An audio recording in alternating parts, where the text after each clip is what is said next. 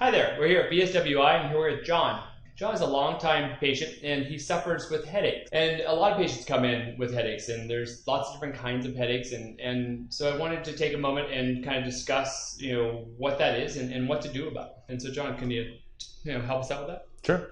I've been seeing Aaron for about 8 years now, and the reason I came in was mainly for headaches, like Aaron said. My headaches for me started when I was in high school, and we tried a couple different things to try and treat them. I went to a primary care doctor, I went to a neurologist. They talked to me about taking a journal or using a journal. They talked to me about sample drugs that could maybe help me. I also tried acupuncture too, and nothing really seemed to crack, and nothing really seemed to work. My symptoms, the pain starts at the back of my neck, kind of where my skull and my neck meets, and it comes up my neck, over my ear, and kind of rests right near my temple and my eyebrow, and I get really like stabbing, lightning feeling pain that comes up and around. It even goes down into my jaw, my cheek, and I get like watery eyes and a runny nose. The pain's really bad. I have to go lay down. I'm incapacitated, it's a really bad experience. Lasts about 30 minutes to 3 hours sometimes. I was really desperate at the time to try and figure out a solution to my headaches, and so I started coming to Aaron. There's about 14 different types of headaches, and we usually talk about 7 in the present day. And the way I was able to kind of tell what was going on with John was that he had him on one side. In this case, he had him on his right, and he had a ton of tension here. And you can palpate that. You can feel the difference between the right and left. And so those are these 4 muscles, that are really tight. They're called collectively your suboccipital triangle. And this nerve, it's a pretty easy one to remember, runs between or in between that muscle group and in between the middle of that triangle is what it actually is. And that's your suboccipital nerve. And so it's your rectus capitis posterior major, which is the big one here, that goes all the way up to what's called the nuchal line up here. And then your rectus capitis posterior minor, which is this smaller one here, which just sits here. And then you have your obliquuses, and your obliquuses are the ones that are contralateral rotators, who rotate, the one on his left will rotate his head to the right. Now, and the obliquuses run in about a 45-degree direction. And collectively, they connect to C1 or atlas and C2 that axis. So they move those around, which is where 70% of the rotation comes from just these 4 muscles contracting of your neck.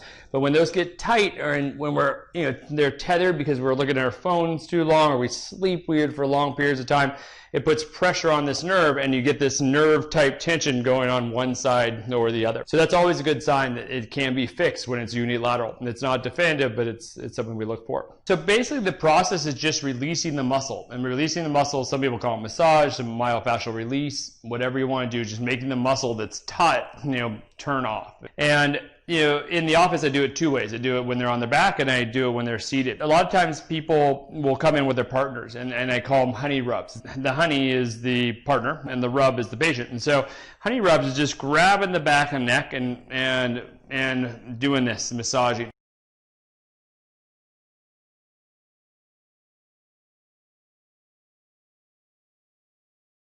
And so I always get the honey to do the honey rub. So with him, again, all I'm trying to do is get this muscle that feels is tenacious to just chill out. So what I'm going to do is I'm going to take my finger and I'm going to go, palpate the top muscle, basically contract, hit it. I go up as hard as I can.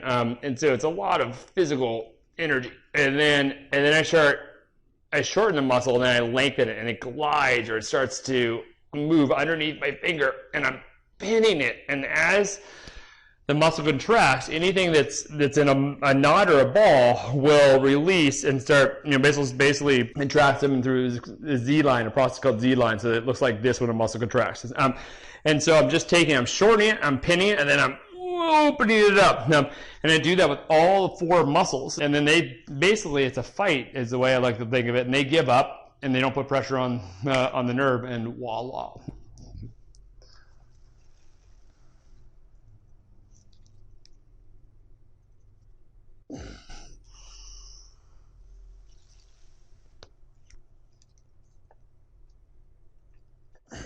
How's that feel, John? Is that sore? Yeah, what?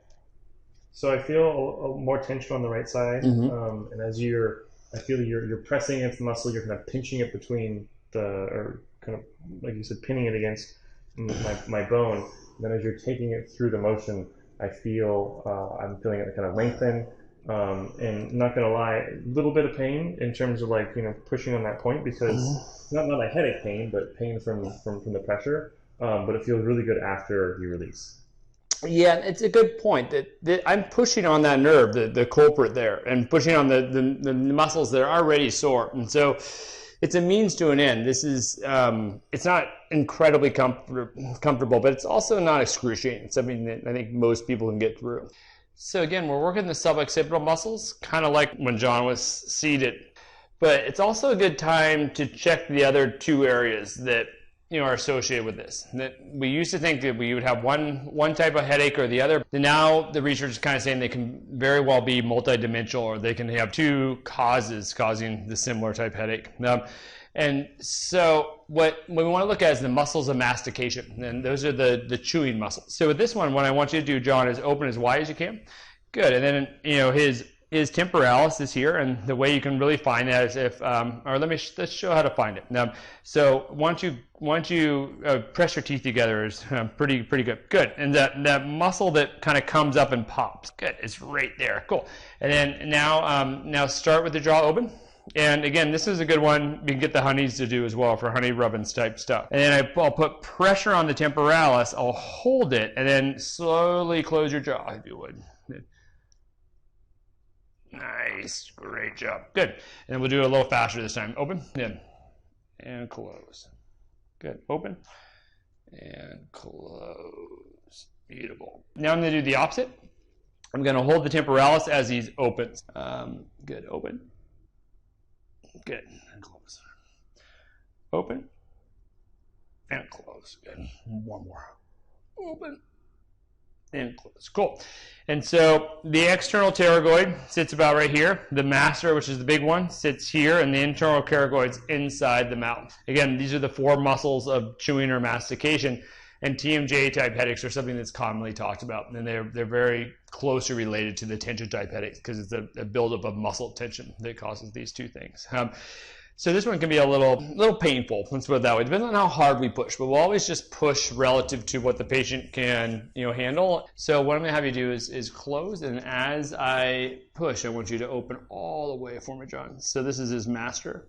Good, there's a little click there. Good, open, open, open, open, open, open, open. Good. Now, good. And then you're going to take his external pterygoid. Open, open, open, open, open, open. And just sliding down those. Beautiful. And then the one that we really have to approach for TMJ in particular, but not the headaches as much, but when you're trying to address a TMJ joint, is that internal pterygoid. And so the three of the four muscles are the muscles that close the jaw because we need a lot more pressure there. And there's one, the internal pterygoid, that opens the jaw. And so with TMJ type stuff, we're really more interested in what's opening the jaw than what's closing it. And so I'm going to find a rubber glove real quick in one of these drawers. 9, 8, 7, 6, 5. How you doing, John? 4, 3, 2, 1. Good job. Good. It hurts. Yeah, it's not, but it's one of those things that it hurts, but it doesn't really last by the time you usually leave. Yeah, so feel fine now. Yeah, we've done this in the past. Was that your experience? Yeah, so it's really painful doing it, but I feel fine now. But the experience of getting the muscles work there is very intense. So right now we're going to do some more muscle work. That I'm going to work on John's shoulder to bring that back, because the shoulder has a lot to do with how the tension sits in the neck, and it's a big motor unit. So it's really important the shoulder is sitting evenly.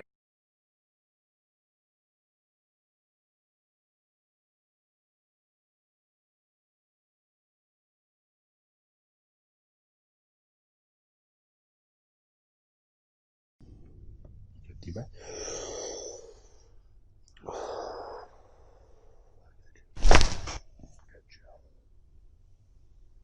Beautiful. Atlas on the right, and then we'll take occiput on the left.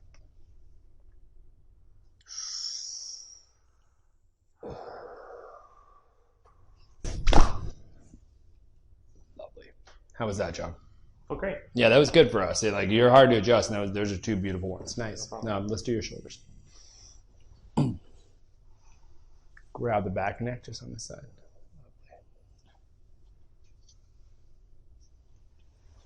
Deeper. Oh. Great job. Beautiful. Let's do the other side.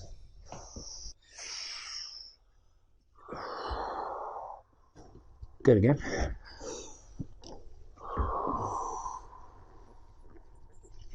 Nice, beautiful, lovely. Let's do your talus, your feet.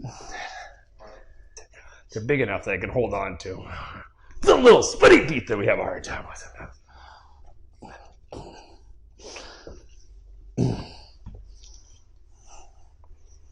Fish on. Good job. Not too bad. No.